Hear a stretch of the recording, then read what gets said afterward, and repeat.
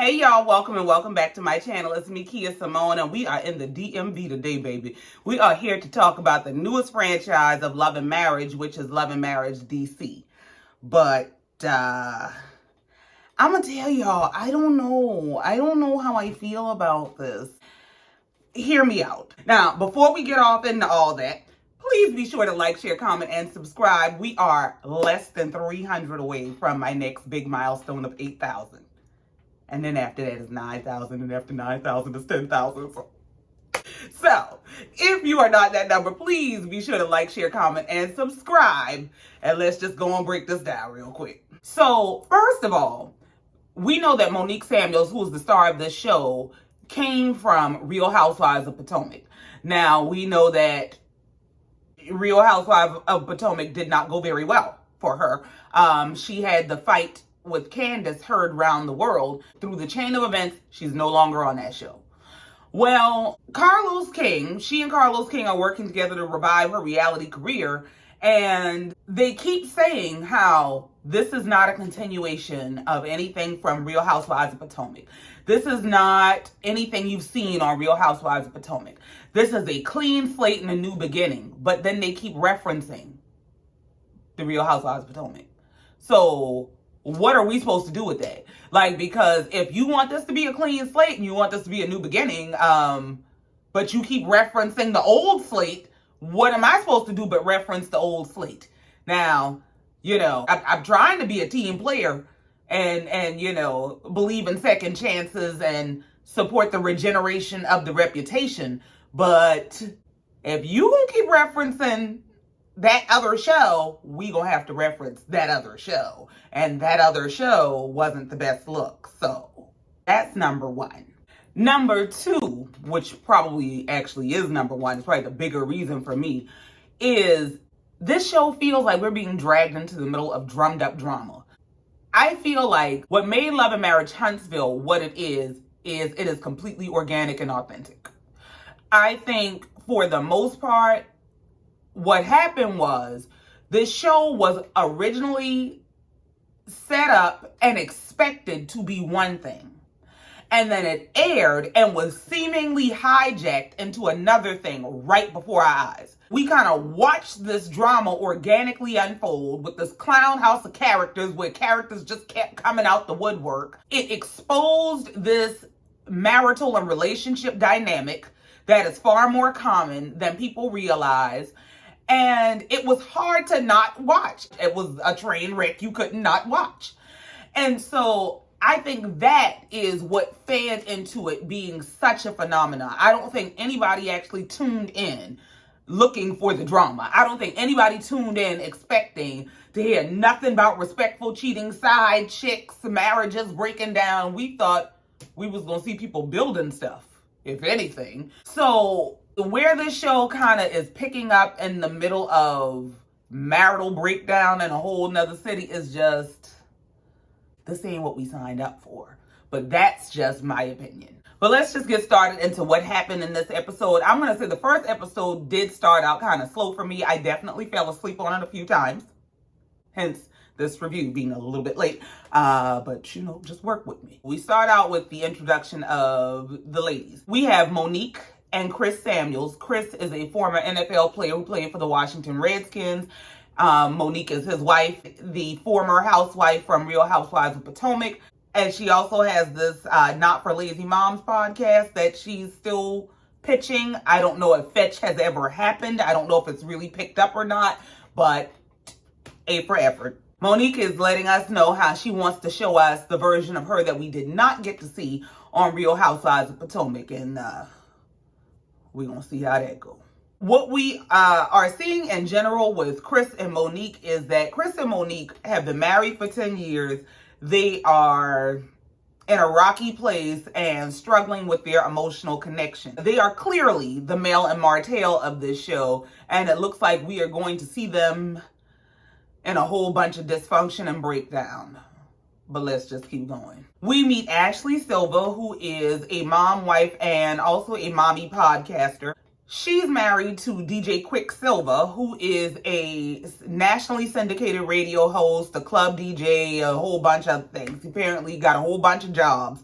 And they are clearly the Tisha and Marceau of this show, because he's doing a whole bunch of work and don't have a whole lot of time for the home. He's saying he's doing all this working to finance their lives, but she feels like a married single mother because she doesn't get any help at home. So then we move on to meet Arena. Arena lets us know she's a little bit older than the other ladies. I believe Ashley is 36 and Monique is 38. She is 48, but she feels 38 and she looks great. And she is a serial entrepreneur. She is married to a man named Jamie, who is a party promoter. They throw parties all over the country. They've been married for 26 years, and they give me the Kimmy and Maurice of the show. They're gonna smile and laugh, and they look really happy and like the perfect couple, but they got some issues. So the show kind of gets started. The socialization of the show kind of starts with Monique is hosting a Not for Lazy Moms podcast event. And she's bringing the ladies together at this event. And this is where we get to meet the fourth lady, Winter. Winter showed up with the front left quadrant of her head shaved off. She is apparently going through some things. She herself was formerly married to an NFLer. That marriage ended, and she was married to another guy who has apparently just kind of up and left her. And we get to find out all about her because, yeah, she is the special invited guest. She is the guest speaker at Monique's event. And this becomes a public therapy session. She decides she gonna give her testimony at the Not for Lazy Moms podcast to let it be known that, you know, she is a mom of 4, and she has been through a lot. She has had to walk through the experience of finding out that her husband was sleeping with the nanny. And not only was he sleeping with the nanny, but he had a baby. And not only did he have a baby, he had 2 babies. What in the traumatic Xanax hell? Everybody is looking around like we came here to get away from our problems. This make me want to check my Ring camera. Like, I'm thinking sis need to be in therapy. That was a lot to spill to just strangers for no reason. So the ladies are talking at this event, and they're talking about the next upcoming event, which is going to be Arena's 26th anniversary. So she's having a party to celebrate her 26th anniversary, and Ashley and Monique are pressing about they want her to do a Q&A at her party because she's been married 26 years. They were only 10 and 12 when she got married, and they would love the advice for their marriage. And she is letting them know ain't gonna be no damn Q&A at my party. Girl, the only question you can ask is where's the door or where's the bar? Pick one. But ain't gonna be no damn Q&A. We trying to have a good time. Not rehash all the reasons we probably should have let it go a long time ago. We trying to have a good time. Anybody having no damn Q&A. So then Ashley low-key starts to shade Arena and is telling her basically she probably needs to brush up on her pleasure skills after 26 years. And Arena is telling her, no, baby, I got this. Ashley starts to say, no, you probably need advice on how to wake him up. You ain't never woke him up like this. Arena said, go ahead, show me, honey. Go ahead, go. Just because, you know, she is younger than me. Maybe she know a trick or two.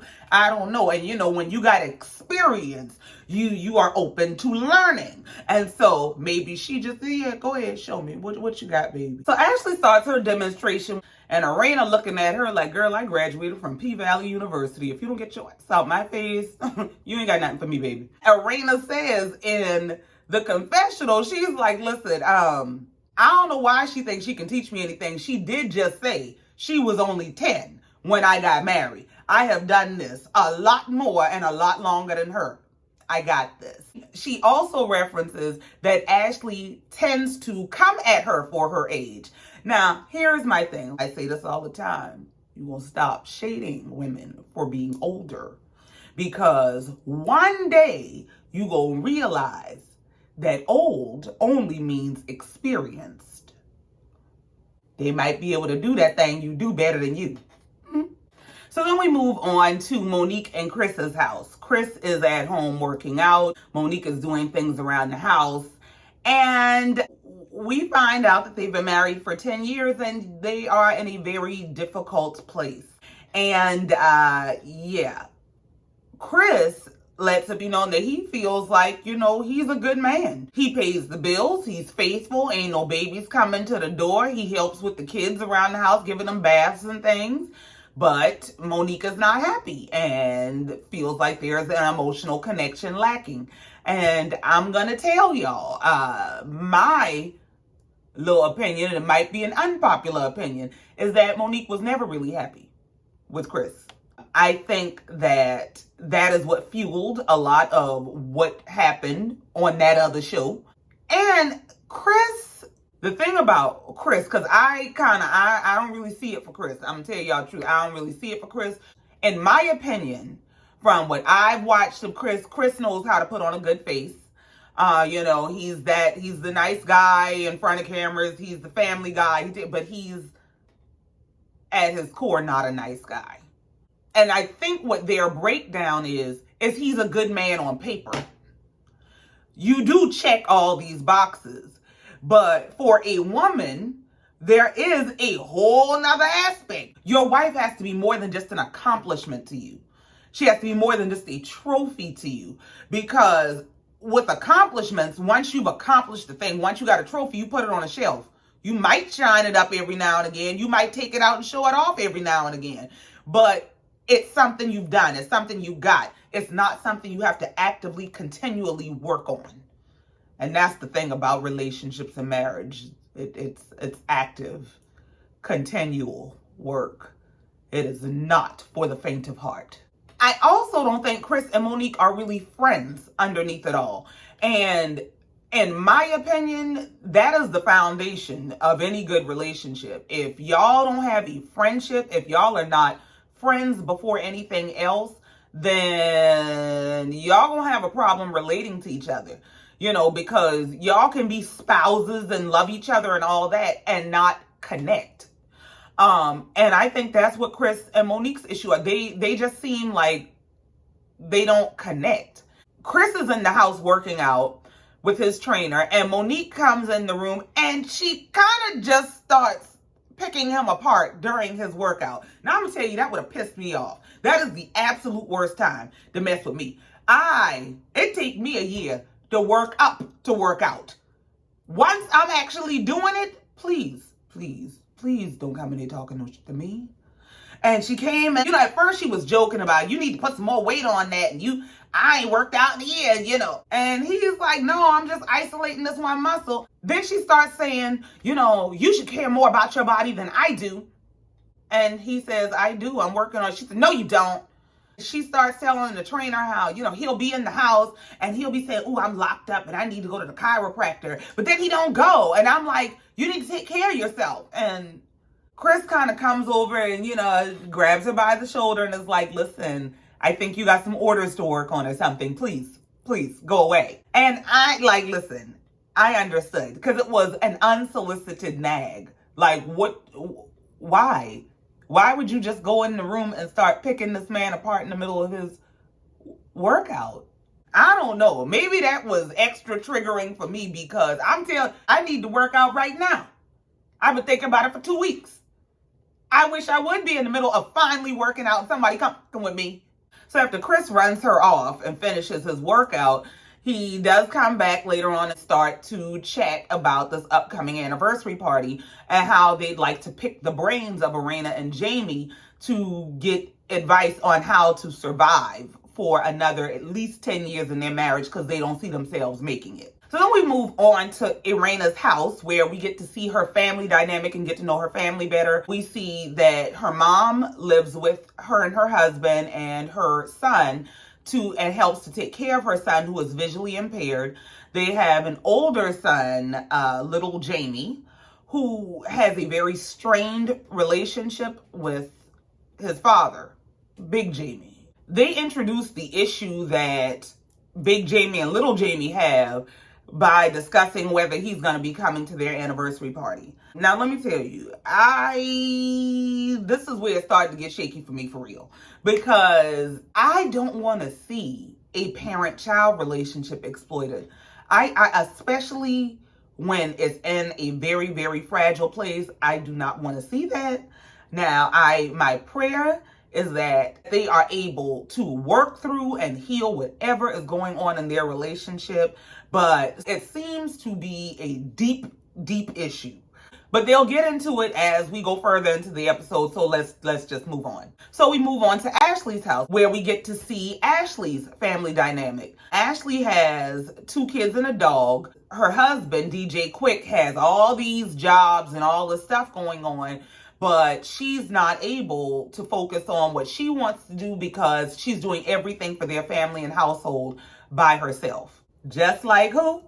Tisha and Marcel. Remember, that was Tisha's complaint. She felt like a married single parent. She has this podcast, a fashion brand.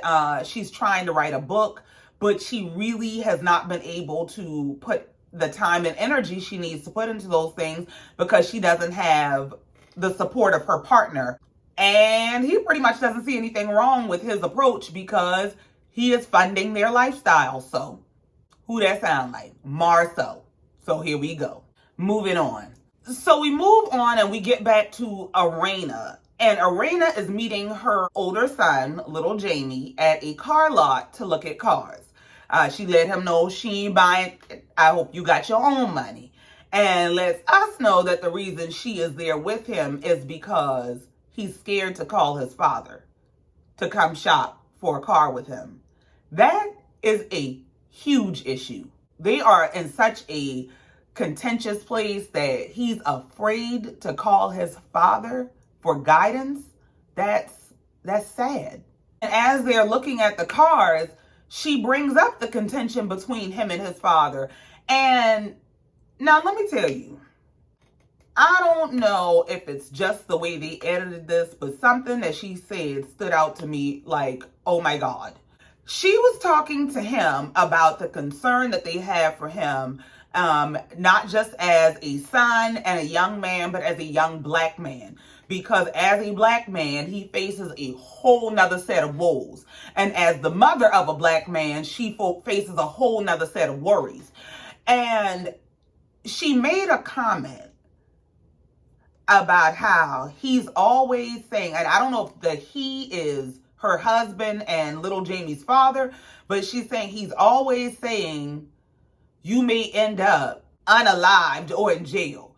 Now, my thing is, why are you speaking that over you gotta speak life over your child. Now, you can't always be something gonna happen to you. This gonna happen to you.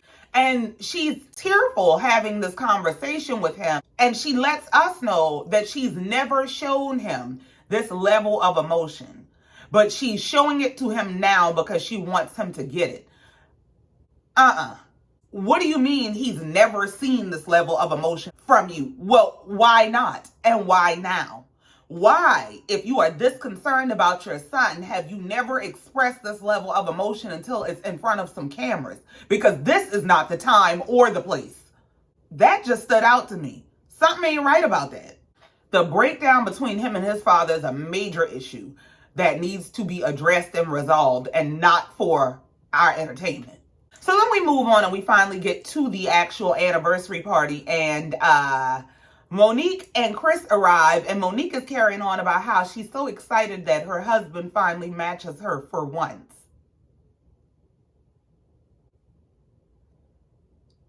Girl, you don't like your husband. So they sit down to talk to Winter with the shaved quadrant, and Chris is asking her, what's going on with her and her husband, and he tells her, you don't have to talk about it if you don't want to, but he is apparently familiar with her husband and is curious, and she lets him know, well, I haven't seen him in 6 months. So, and Monique and Chris are clutching their pearls like, what you mean? So yeah, so I got a message that rocked my world, confronted him about it, he left, and he went back to his mother's house. Monique said, ain't he about 60? Yeah, Winter got it going on. I don't know what the hell is going on in her life, but Girl, I hope you make it. So Arena and Jamie finally arrive, and the couples are sitting around talking to them, and they are trying to force a Q&A on them. They want advice on how to make it and how to get to these many years, and they sitting there just smiling like, not tonight. Let me tell you something. Them people might have barely made it to that party. When people been together that long, yes, they have overcome a lot. And there's probably a lot that they have not overcome that's under a big rug, okay? Those people trying to have a good time, they ain't about to rehash all the damn issues to help you. Your dysfunction is not my emergency. Monique is saying in the confessional that the reason that she's pressing the issue so hard is because her parents ended up divorced around 22 years, and she doesn't want that fate for her and Chris. And she also doesn't want the fate of his parents, which is that they're still together, but they're just like friends. Well, here's the thing, Monique. You can ask all the questions you like. However, to make it another 10 years, you're going to have to like your husband. So good luck. So Erica and Jamie's son, little Jamie, shows up at the party, and they're excited to see him arrive. And he comes over and greets his parents and decides to pull his father aside to have a heart-to-heart conversation in the middle of this damn party. Again, not the time or place, but so they have this whole heart-to-heart about, you know, him wanting to be in a better place with his father, him trying to get over bad habits and hanging out with bad crowds and, you know, and stop smoking weed and things of that nature. And his dad is telling him how, you know, he just is trying to give him the same tough love that he got from his father. And he just wants to see him be his best and do his best. Little Jamie ends the conversation with, when his dad tells him he loves him, by saying, I actually need to hear you say that. I need to hear you say that more. That is one thing. If we are going to have to see this, you know, and have this on display, I'm grateful that he got to express that. That's an important message, that you don't know how much it means to your children, even as adults, to hear that you love them. Sometimes I think parents will ride their children out of fear because you want to see them be their best and do their best, and you're afraid to see them fail or hurt or struggle. And you can project that fear, but love is so much more powerful than fear. You will produce far greater results with love than you will with fear. And it's not to say that they will be perfect, things will be perfect and will all go well, but train up a child in the way that they should go, and when they are old, they will not depart from it. Train them up in love. So we move on from the party. It's the next day, and Monique and Chris are at their house, and they are talking about the party and how the night went. And Chris is saying how he really enjoyed himself, but they start talking about how they really wanted Arena and Jamie to go into details about their relationship and what they've been through. And, you know, we asked, but they were just like, yeah, we've been through a lot. And they're like, but what have you been through? They wouldn't share anything. Once again, because this seems to be the theme of this episode, it wasn't the time or place. We here to have some drinks, have a good time, throw that ass in a circle, and go home and do married people stuff. That's the whole point of this, is not to sit up and rehash every pitfall we've had over 26 years at a party. And they're making comments like, yeah, they wasn't giving up anything. They ain't open up worth a damn. They were just so vague. They were just so guarded. Well, you know, most of the time, people who are guarded have the most to guard. Now see? You going the wrong way on a one-way. Now, here y'all are, sitting together amidst your own rocky marriage, talking down on somebody else because they wouldn't run you down all the drama that they've had. If you really want help, go find a counselor. People who want to pick down, who want all the details of what people have been through in their marriage, it's not because you really want help with your marriage. Because knowing all my problems ain't gonna help you. What it is you want comfort in your marriage. So you want to know everything we've been through because it's probably worse than y'all, and it'll make you feel better. It'll make you comfortable. It'll make you less concerned about the things you're going through. It'll make them less urgent to you. So no, The thing is, really, they don't owe you anything. And quite honestly, if I were them once I see this on TV, I for damn sure ain't telling you nothing that went on in my marriage after you sat up and tried to shade me simply for not telling you anything. And quite honestly, maybe if y'all focus that energy inward, you could work on stabilizing your own marriage, because I'll be damned if they didn't spiral right on into an argument. So they spiraled down into this conversation about Chris's life coach. He has been seeing a life coach that is guiding him into repairing the issues with he and Monique's relationship. Apparently, Monique has been asking him to make a list that he has avoided making, and it's a list of things of her wanting to get to know him after 10 years. She wants to know, what he likes, what he dislikes, what he's passionate about. And he has not turned that in. Partially, probably because he don't know, but that's a whole nother subject. So he's telling Monique that, listen, I'm aware of what I need to do. I know what I need to do. Just be patient with me. You've been patient, but just please continue to be patient.